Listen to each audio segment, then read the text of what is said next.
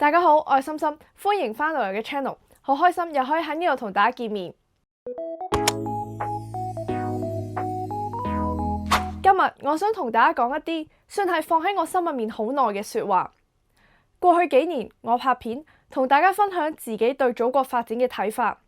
好多時到片尾我都會講一句：我相信中國一定會重返世界第一嘅位置。只要中國能夠重回世界第一位置，成為王者，中國必然會係未來世界嘅新盟主。正正因為呢一句說話，我成日都收到唔同嘅留言，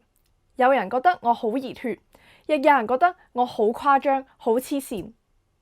喺上一條片出街之後，又有人留言笑我，話我發夢都要中國做大佬。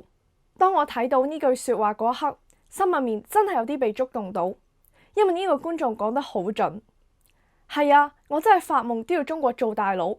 但係我想講清楚，我想中國做大佬，並唔係想要學美國霸權去打壓其他國家、其他民族。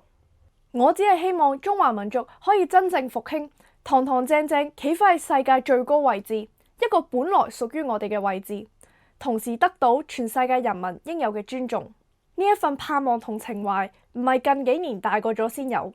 佢其實一早就刻咗喺我嘅成長記憶入面。我相信唔止我一個人係咁，其實有好多中國人心入面都一樣有我呢份感覺。我記得細個讀書嗰陣，最唔中意讀嘅就係中國近代史，特別係由1840年開始到二戰結束嗰段歷史。每一次讀到呢段歷史，我都會覺得好傷心、好難受。鴉片戰爭、南京條約、割地賠款、9·18事變、7·7事變、南京大屠殺等等。呢啲唔係書本上嘅文字咁簡單啊，佢係代表住我哋無法忘記嘅民族屈辱同苦難。到而家大個咗，我開始用唔同方式了解中國近代史，例如睇電視劇、睇電影咁，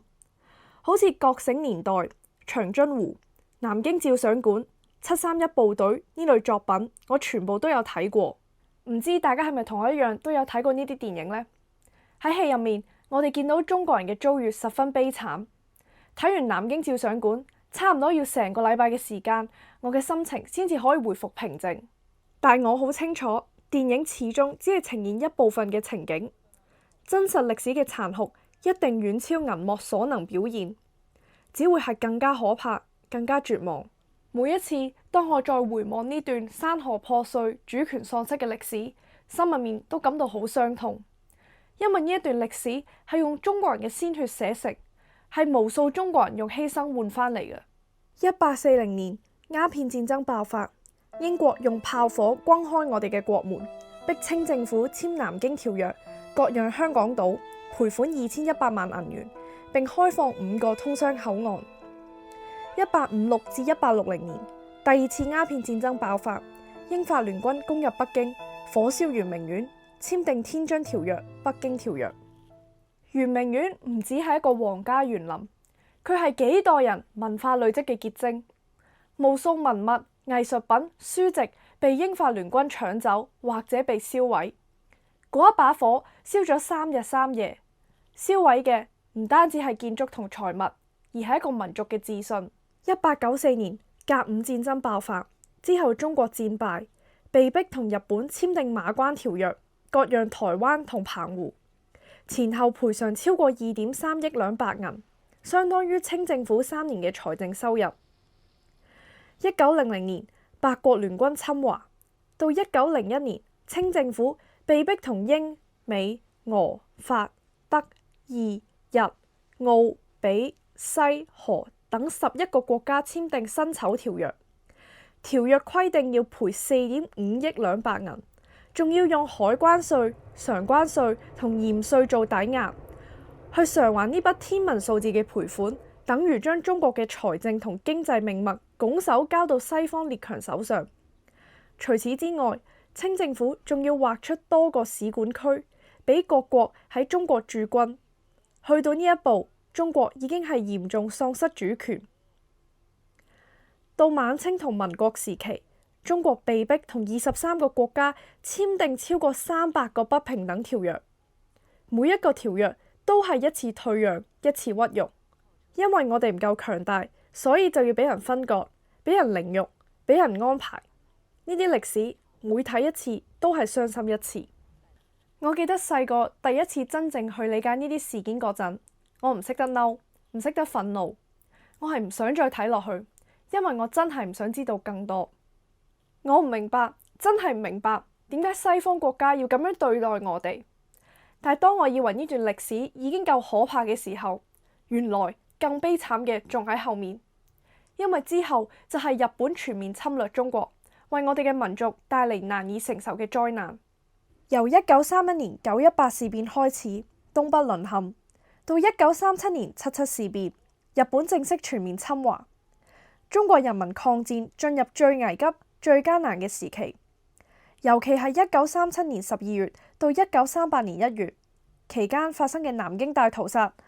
短短6星期之內就有30萬同胞慘遭殺害。整場抗日戰爭，中國付出高達3500萬人嘅巨大傷亡代價。1945年，日本天皇裕仁宣布接受波茨坦公告，同年日本簽署日本投降書，向同盟國無條件投降，並且標誌住第二次世界大戰正式結束。1949年，新中國成立，當時有好多中國人都以為大家終於可以過返啲安穩日子，有安樂茶飯食，國家可以重新慢慢發展。但現實係，戰爭雖然結束，新一波壓力又隨即嚟到。美國拒絕承認新中國，仲對中國實行外交孤立同經濟封鎖。1950年，朝鮮戰爭爆發，美國武裝介入，美軍由南面推進，戰火逼近鴨綠江，直接威脅到中國嘅東北工業基地。喺呢個背景之下，毛澤東主席決定出兵朝鮮，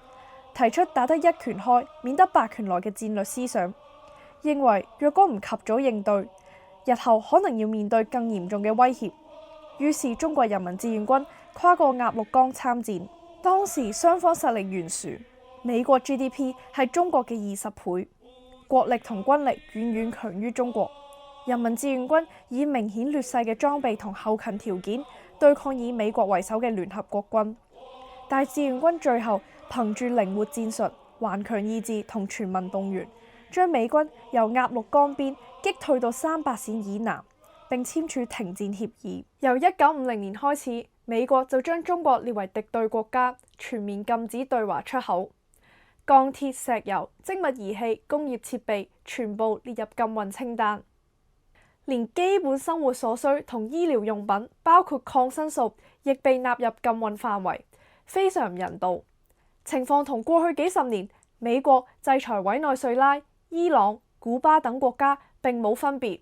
百廢待興嘅中國喺呢個情況下，亦只能靠自己慢慢摸索，慢慢進行重建。大家試想象一下，一個原本被戰爭完全摧毀嘅國家，仲要喺全球最大經濟體嘅封鎖之下重建，情況係幾咁惡劣同艱難。所以戰後嘅一段長時間，中國人民仍然係過住一啲極度貧窮同艱苦嘅生活。呢樣嘢其實好大程度上都係美國一手造成。1972年，尼克遜訪華，中美關係開始解凍。到咗1979年，兩國正式建交，關係算係全面正常化。之後中國經濟一步步發展起嚟，改革開放展開，慢慢融入全球市場。最初美國支持中國加入世貿，係想利用中國嘅廉價勞動力，降低成本，幫企業賺更多錢。但係同一時間，美國喺人權、台灣問題同亞太軍事部署上對中國持續施壓。到咗近年，當中國嘅 GDP 開始逼近美國，科技實力亦慢慢追上，美國嘅對華態度就出現顯著變化。2018年，貿易戰正式開打，關稅、制裁、科技封鎖全面升級，華為被列入實體清單，孟晚舟被加拿大扣押，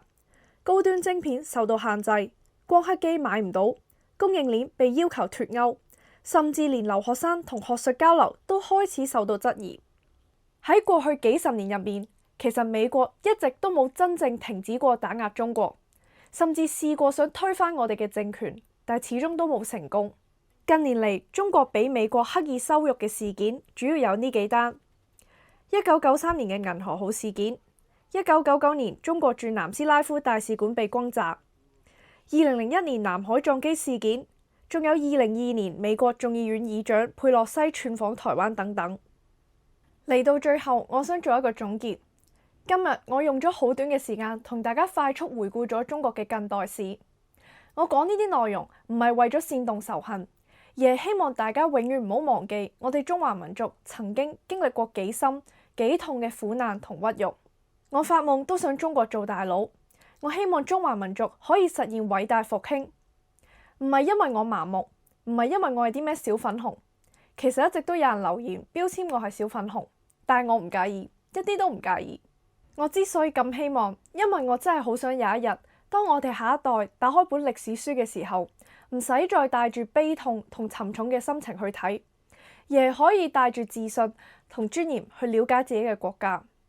亦唔使再用百年屈辱去形容我哋中國，而係可以用民族復興去總結我哋中華民族走過嘅路。歷史仲未完，中美博弈仍然會繼續，但係我相信，只要我哋保持清醒，努力發展，理性自信，喺可見嘅未來，中國必然可以重回世界第一位置。今日我就同大家傾到呢度，好多謝大家收睇，我哋下次再見，拜拜。